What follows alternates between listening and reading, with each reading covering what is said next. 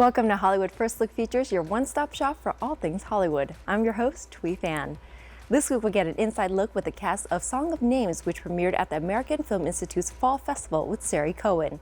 Then we'll chat with the beloved characters from Hello Kitty Friends Around the World Tour with Kira Lynn and find out where their next stop is, and head to the Paley Center for a night with dancing duos Derek Huff and Julianne Hough. All that and so much more. But first, let's take a look at what's happening in Hollywood. Ali Wong is ending 2019 with a major bang. After the massive success of Wong's 2016 stand-up special Baby Cobra and last year's Hard Knock Wife, the comedian is set to do 2 new stand-up specials for the streaming service. According to The Hollywood Reporter, Wong recently closed a deal with Netflix to do a special in 2020 and another one at a later date, which is yet to be announced. The report stated that both specials are worth in the 8 figures. Sources say HBO was aggressively pursuing a deal with Wong for a stand-up special for the premium cable network as well as a scripted show at parent company Warner Media's forthcoming streaming service, HBO Max. Looks like she trapped Netflix into an amazing partnership with many more laughs to come. Comedy Central has just released the trailer for Awkwafina's Nora from Queens TV series. The trailer sheds light on some of the characters of the show, which is loosely based on Awkwafina's life. Awkwafina is joined by B.D. Wong playing the role of her father, along with SNL's Bowen Yang, who stars as her more successful cousin. The series will introduce a wide range of guest stars, including Laverne Cox, Natasha Lyonne, Marvel's Shang-Chi star Simu Liu, and Ming-Na Wen. Nora from Queens is set for release on January 22nd. Hua Mulan readies to put her life on the line for her community and family in a new trailer for Disney's live-action Mulan. Based on Disney's 1998 animated classic, Mulan tells the story of a woman portrayed by Yifei Liu, who poses as a man to fight the Chinese army. Do you know why the phoenix sits on the right hand of the emperor? She is his guardian, his protector. That she's both beautiful and strong. Your job is to bring honor to the family. Do you think you can do that?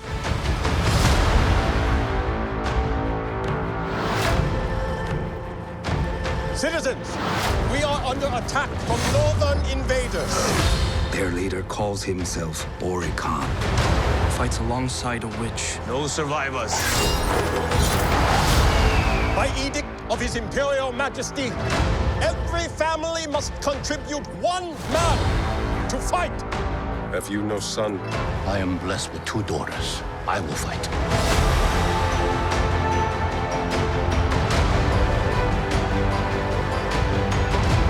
We must be strong.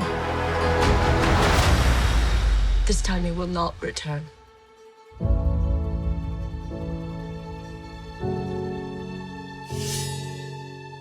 Loyal, brave, and true. It is my duty to protect my family.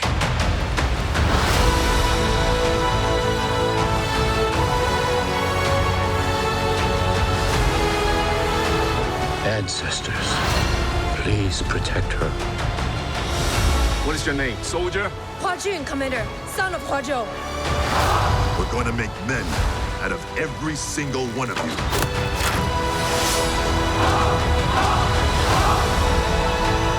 Close the gate! The spirit is evident, but something holds you back.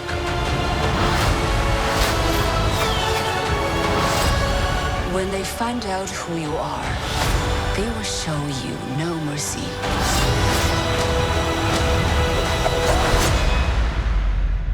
I'm Hua Mulan. I will bring honor to us all.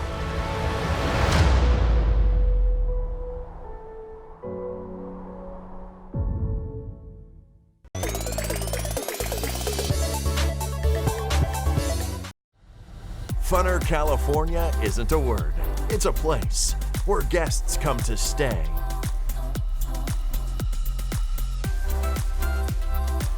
And play. Then eat. On repeat. Harrah's Resort, Southern California, voted best resort in Funner California.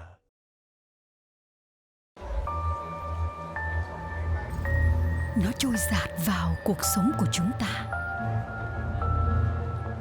phơi nhiễm chúng ta với rủi ro. Khói thuốc có vẻ vô hại, nhưng nó rất độc hại và không ai được an toàn cả. Đã đến lúc phải ngăn chặn mọi loại khói thuốc do người khác hút.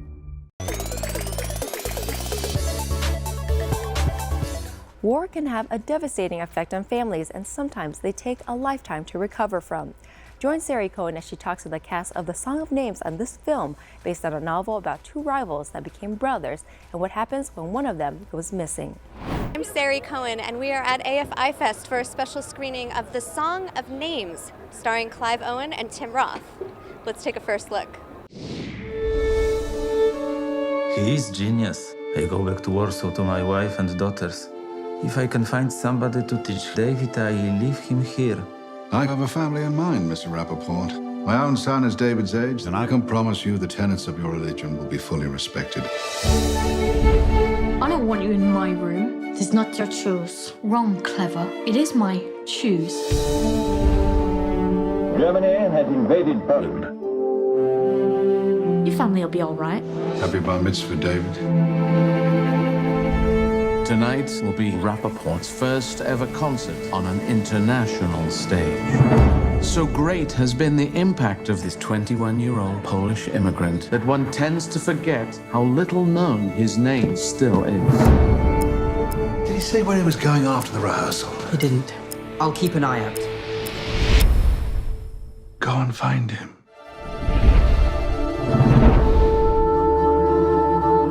I'm looking for David Rappaport. Rappaport, R-A-P... Would have been here in the 1950s. He was a virtuoso. When was the last time you saw him? London takes the violin right out of my hands. You never heard nothing like it in your life. Where did you pull from for inspiration from this? Was it the script? Was it the characters? I spend a lot of time reading, and I love research. And so I had Norman Lebrecht's novel, which I loved, and then I had Jeffrey Kane's screenplay, which was wonderful, and Francois's imagery and imagination in directing the piece. So I had great inspiration from all these pieces, but all these people. But I had to connect to this particular story from my youth, from my father, who was a religious man. In 1951, I was 5. And so it brought me back to my youth and my childhood and the sounds that I heard in the synagogue. What was it about this project that called out to you when you said, I have to do this? The story of this Song of Names is difficult to summarize into a single capsule, but at sort of at the heart of it, I mean, it is about friendship, it's about betrayal, it's about reconciliation, but it's also addresses something not head on and not didactically, but addresses a phenomenon that's growing resurfaced in the world today, and which is anti-Semitism. And it's not about that, but it addresses it. And when I read the book, that I thought, had this been 30 years ago, I probably wouldn't have felt compelled to make this film. But a lot has changed since World War II, when we thought all of that was over, and in the past, especially in the past 15, 20 years. So that was the compelling reason. And also, I kind of knew that if I didn't make this film, there was no other producer stupid enough to undertake it. So it became like an obligation. First, I want to commend you on bringing this project to life. I actually have a cousin who is still trying to piece together what happened to family members from the Holocaust. It's an important story to tell. I grew up in in my generation, the fact was always taught in school and present in our education, and now you realize that the younger generation didn't pick up, and then you see what's happening in Europe and the rise of far-right movements, and then you realize that it has to do with a lack of memory. So I guess we all felt a duty to everybody. I think the cast and the makers and Robert to start with. We felt a little mission to contribute, and this is one thing that cinema does, movies, like we can escape the present and deal a little bit with the past and the future sometimes. So that's what we did. And a brilliant cast. Tell me a little bit about piecing everybody together for the cast. Yeah, that was probably the most delicate aspect of my work on this movie. And I saw it on the page right from the top because I got two leads. It's a very intimate story between Martin and Davido, but you go through 45 years, so I needed 3 actors for each. So then you need to find these 6. You need to make it work on the page with the nice separation. So there is a writing effort, and then there's a endless casting to build the 6. You find Clive, you find Tim, and then you find the young ones that could match but also work in pairs. And then in shooting and editing, it's remained my main focus. Like, that was the difficult task, and I was lucky to have the 6 of them, but in particular Tim and Clive. Yeah. And that's it here from the red carpet. I'm Sari Cohen. Thanks for watching. They could still be alive. If he wanted to be found, don't you think he would have come to you long ago? Your family perished? I don't know.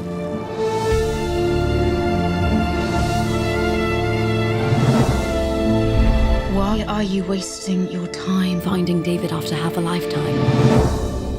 I might be all he's got.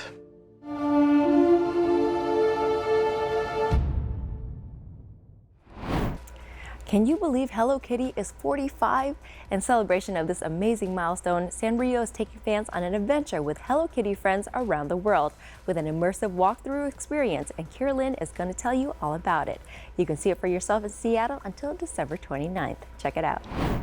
Hey everyone, this is Carolyn with Hollywood First Look Features, and if you guys know me, you all know that I am a huge Hello Kitty fan. So I'm so excited to be here right now to celebrate her 45th anniversary at the Hello Kitty Friends Around the World Tour. Let's take a first look. Hi. Hello, welcome to Hello Kitty Air. Here's your boarding pass. Since her debut in Japan in 1974, Hello Kitty has inspired generations of people around the world with her positive message of friendship and kindness. In celebration of the pop icon's 45th anniversary, Sanrio, the parent company of Hello Kitty, has launched a pop-up experience that will immerse fans in Hello Kitty's world of happiness, friendship, and fun. The Hello Kitty Friends Around the World Tour pop-up experience is a fully immersive, multi-sensory walkthrough tour that takes guests around the globe with Hello Kitty and her friends. The 10,000 square foot pop-up transports visitors into Hello Kitty's world and embarks them on a journey within the experience to London, Paris, New York, Honolulu, and Tokyo. I'm here with Susan, PR Director for Sanrio. Tell us about this amazing Friends Around the World Tour. Well, we're here to celebrate Hello Kitty's 45th anniversary, and we're here at the Hello Kitty Friends Around the World Tour. It's an immersive walkthrough experience, and you get to travel to 5 different cities with Hello Kitty and her friends. So, what made Hello Kitty decide to visit these 5 specific cities? Well, we first started off in London, which is her hometown, and Sanrio's originated in Tokyo, so we definitely had to include Tokyo. And then Hawaii, we have a lot of fans in Hawaii that love Hello Kitty. And Paris, in that room you get to sample a Hello Kitty cafe treat. Yes, and of course New York. We had to do something in New York to show some love there. I just have to say, if you guys haven't visited a Hello Kitty cafe, you guys are missing out. So if you guys have a chance to come and visit the Hello Kitty 45th anniversary Friends Around the World Tour, you guys should, but definitely check out a Hello Kitty cafe. Yes, and we also are partnering with OPI and Hello Kitty Cafe for our Hello Kitty Sky Lounge. So you could get some Hello Kitty sweet treats and then also get a free manicure. Can I just say that my nails are really bad? Don't show them, but I am definitely going to stop in and get a manicure. Thank you so much. It's always good to see you. Thank you so much for coming. For more information on the Hello Kitty Friends Around the World Tour, go to www.hellokitty45.com. This is Carolyn. We'll see you next time. The Paley Center for Media celebrated siblings Derek and Julianne Hough for their contributions to TV, movies, and music with a special called An Evening with Derek Hough and Julianne Hough. Join Amy Cassandra as she takes us to the stage of the Paley Center and shines a light on these 2 stars who've done it all. Hi, I'm Amy Cassandra Martinez with Hollywood First Look Features, and we're at the Paley Center for Media celebrating An Evening with Derek and Julianne Hough. let's take a first look. Since first rising to international acclaim over a decade ago, Emmy Award winners Derek Hough and Julianne Hough have conquered all facets of entertainment, from television and movies to music and the concert stage. With the anticipation of their upcoming NBC special, Holidays with the Houghs, the Paley Center honored their combined body of work on television by celebrating a night at the Media Center. All right, so give us a little tease of what people can expect at the special. It's gonna be horrific. Don't watch it. It's gonna be awful. I'm just kidding. What? Why would you even say that? It's No, gonna be it's- amazing. You're gonna have like nostalgic feelings of like just what the holidays mean. It's all about happiness and connection and love, But also just pure like entertainment. pure Dancing. craziness and wild tricks and songs and We threw dancing. a lot into it, and all the music, the instrumentation, the lyrics, just the costumes. Just pure entertainment. You know, it snows in the studio. I'm dancing on the ceiling, on the walls, literally. And she's doing things that are wildly dangerous. So tune in to see if she survives. Well, she survives. We know. I'm alive. But there was a few moments where she was like, "Derek, I don't feel right." Yeah, exactly. But yeah, we're really proud of it. We're very, very excited for people to see it. So. When you start, thinking about something like this and making it, what's the first step? Like how do you do that? I think a lot of it is like just, okay, what is the general like thing that we want to give to the audience? What do we want to create? But then music always kind of like dictates where we're going to take it. And and then it kind of just spawns from there. It's like music, choreography, lighting, color, direction, wardrobe, everything. It all kind of just fits in together. Yeah, and it's interesting too because we were producing this as well, like being a part of every single aspect, a part of the show. It was literally like budgets. No, like we're trying to call in favors. Oh, we did. Oh no, we did. Like it was wild. Like but we're like the day of the show. Yeah. We're like wrapping presents. We're we're decorating stuff. The Christmas trees. And not necessarily because we had to, but because we love to. We love to be part of every aspect of everything. And it's. And there's people who are like, Derek, that's our job. We'll do that. It's like, I know, but I like being a part of it all. So. What do you hope people take away? Like after they finish watching the special, what do you hope people leave?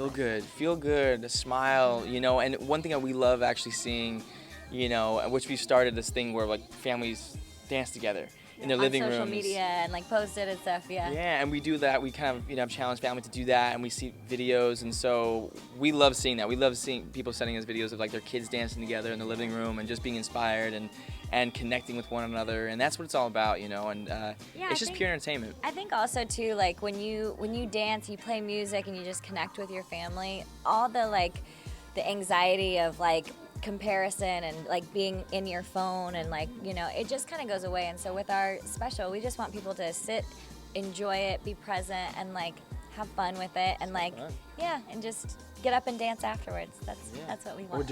Or during. Yeah. Final question for you guys. When you were making this and like putting it together, what inspirations did you where were your inspirations from actually? There was a few. I mean, obviously for me, Fred Astaire, was a big one, just dancing on the ceiling and the walls in the rotating room. And I've done it before, but I wanted to recreate it in a different way. I think for me, like, I went a little bit more the like Lucille Ball, like Carol Burnett, like let's like have fun with like the comedy aspect of it. And like so like there's a number that I do that I'm on roller skates, and instead of it trying to be like this amazing routine, like we were like and like which is also very realistic too. And I looked at like my facial expressions, I was like, oh, there's a little Lucy there. So I think just like having fun with it, and that was definitely some of my inspiration. And then I mean going back to like Vera Ellen from White Christmas, and like, I don't know, just that, again, I keep saying nostalgia because you see these old Hollywood Christmas films or holiday films, and they just make us feel very warm and fuzzy inside, and so I just wanted to, take those and run with it. Hi, I'm Derek Hough. I'm Julianne Hough. And you are watching Hollywood First Look Features. Thank you so much for watching. Holiday with the Houghs airs on Monday, December 16th on NBC. I'm Amy Cassandra Martinez with Hollywood First Look Features. That'll do it for us here on Hollywood First Look Features. Be sure to head over to our website to take a look at the newly released posters at HollywoodFirstLookFeatures.com. Until next time, thanks for joining us. Hi everyone, Kira Lynn with Hollywood First Look Features. This message is for JJ and Chris. Being able to sit down and write a screenplay of this magnitude, I want to know what it was like when you guys realized that it was finished. Like you were done with the story. Like, I can only imagine what that would be like. Is it finished? Is it? Is it? Ha-ha. Well, there was a moment in the process when JJ and I were agonizing over something in the third act, and we were in a room with Michelle Rejwan and Kathy and JJ and I, and we couldn't seem to get it, and we went outside the room, and Rick Carter, the production designer, sort of legendary production designer, said, "I think the reason you and JJ can't write this scene is because you don't want Star Wars to end." And I looked at JJ and we knew he was right, and then we had to go and write it. And then of course the movie is remade on the set, and remade in editing, and remade in scoring, and remade in all kinds of ways. So we kept rediscovering the story. But I have to say it was, I think both of us mourned the moment when we typed the characters' names for the last time. I mean, the moment of joy you have when you type Lando and type some words underneath Lando is something that is indescribable, but also the moment of sadness and longing when you type it for the last time is memorable. What Chris said. I will only add that when I called Chris about asking if he would be willing to do this, and you screamed because you were such a Star Wars fan, which I had been told. I was such a fan of Chris's, had read a number of his screenplays, and Argo I thought was just so beautifully written, and I needed to have someone writing this with me who would, from the very beginning, remind me of how much Star Wars meant, who hadn't been inside of it before the way I had. And I said to Chris at the very beginning, if you do this, you're going to be with me the whole time to the very end. And Chris, being the humble man that he is, made some self-deprecating joke about how I won't want him around, whatever. And we were together throughout production, throughout post, in the trenches with Michelle, with Kathy, kicking every tire, shaking every tree, doing everything we could to make sure that we were telling the best possible story we could. And I cannot tell you how grateful I am for this gentleman's partnership on this movie. Yeah. Just questions for JJ. Can you tell me about the process of integrating Carrie Fisher into the film, and how you worked her to the story, the footage you had found from The Force Awakens, and what that process was like, even emotionally, for you and everyone involved? Yes, I like everyone here who knew her, loved Carrie, and I knew her for a long time, not very well, but I knew her for a while before Force Awakens, and obviously, as we've discussed, the idea of continuing the story without Leia wasn't a possibility, and there was no way we were going to do a digital Leia. There was no way we were, of course, ever recast it, but we couldn't do it without her. And when we went back to look at the scenes that we hadn't used in Force Awakens, what we realized is we had an opportunity, and we could use that footage, use the lines that she was saying, use literally the lighting. That was amazing. Okay, watch this. The lighting. That was creepy. Hi, Carrie. Yeah. Hi, Carrie. That's so Carrie, by the way, to do that. Yep. Really weird. In any event, we knew that we had an opportunity to use the footage to create scenes that Leia would be in. And of course, had Carrie been around, and it's still impossible for me to believe that she isn't, because we've been editing with her for about a year, and she's been very much alive with us in every scene. And it ended up being, if we had Carrie around, would we have done some different things here and there? Of course we would have.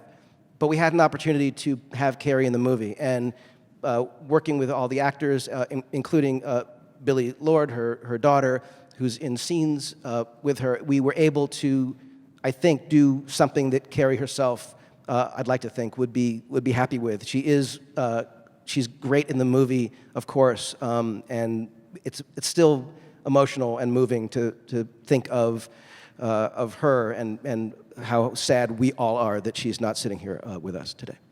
The question was, what do you want your legacy to be? I think in itself to be part of something, like a lot of people in cinema are talking about representation and change and aren't doing it. So I think in itself being part of a team of people that look a little different, that are from different places, like in whatever form that is, gender, race, whatever it is, I think that in itself is a legacy to be proud of. Yeah, I think, and you know, like JJ was saying, this is a film of hope. And I think we are reflective of the world at large. There are a lot of people up against magnificent forces that are fighting the good fight, and you know, and we're not, the characters aren't real, but what they're doing is perilous in cinema. So to be able to portray, you know, even a tiny part of that in this crazy world is very special. Hi, congratulations on all the work that you guys have put in. My question is for John Boyega. I remember way back when you did Attack the Block and you had your first junket with like a press conference table. Like, how does it feel to have a global audience like love you for this character and Finn and for this production, coming from where you came from as early on in your independent movies? Like, how do you carry yourself now with this global respect and love from the world? I don't know. I just I think I'm not the only one in it, so it's cool to be able to share the load. I guess I've been on this journey with Daisy really more than anyone else, just in terms of circumstance and understanding of culture. Well, pretty much there's a 100% understanding of our background and where we're from. And then while we were auditioning, obviously we were, you know, I had more money than Daisy when we were auditioning. I think you had like £17.55 in your account. And it was in minus too, so she was definitely going over the transaction limit. And we were just able to relate on that, even that kind of level where it's, you know, most of the time actors have this kind of like, you know, kind of mystery about the personal things. We stripped that bare, and I think that having this connection more than anything, like if I feel any type of way, or if I experience something that's weird, or if I'm at a store and I'm like, oh, I just saw something, I always just message Daisy, because I just know that that's somebody that would 100%, you know, relate. And I guess this way has been my way of experiencing, you know, the whole thing. But it's definitely also been a huge life change for all of us, and that in itself is exciting. Thank you, JJ. Thank you, everyone here. Thank you, Kathleen, for being the shepherd of this beautiful story, and thank you all for being here. Can't wait till you see it. You're gonna love it. Thank you.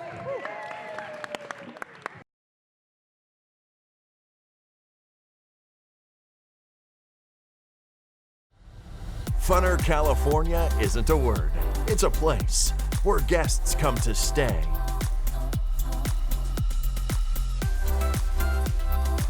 And play. Then eat. On repeat. Harrah's Resort, Southern California. Voted best resort in Funner California.